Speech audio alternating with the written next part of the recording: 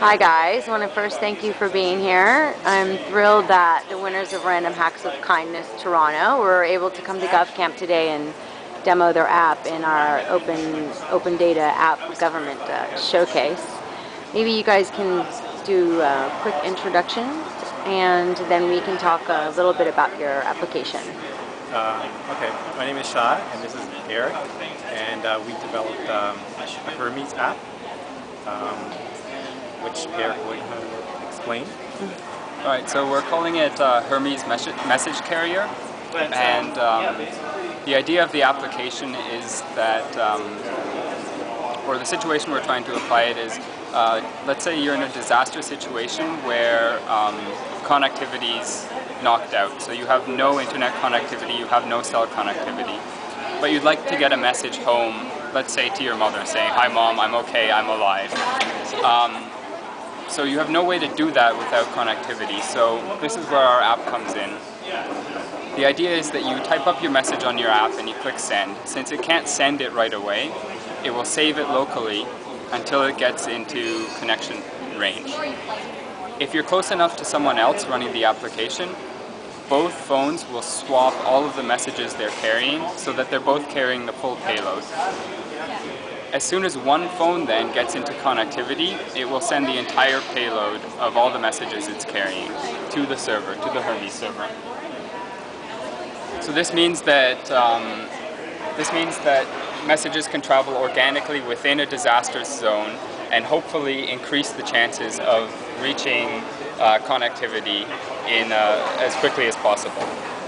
So for example, if emergency workers come into the situation and you're buried in rubble and they walk by you, their phone, if it has this app, will pick up your message and send it. Right, exactly. But they would sort of maybe go back to base if there's no connection in that area.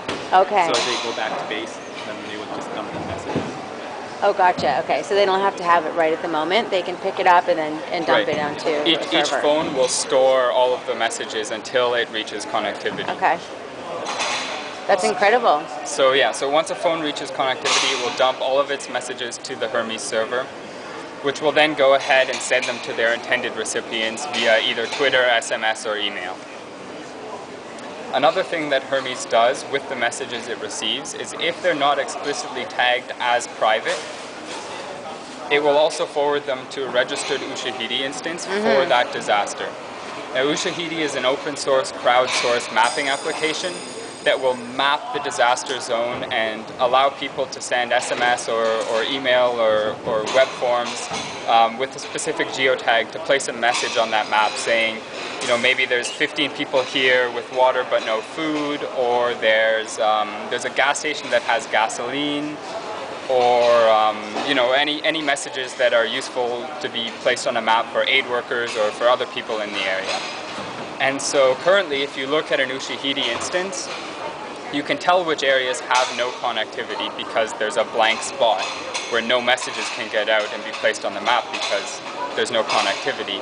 And we're hoping to be able to change that with Hermes so that any messages coming out of the disaster area where there's no connectivity can be still placed on the Ushahidi instance so that aid workers can know, for example, okay, we know there's no connectivity here, but we got a message saying this bridge is destroyed and there's 15 people here that have water, so they're okay for now, but they don't have enough food, so we're going to need to figure out a way to get there as quickly as possible.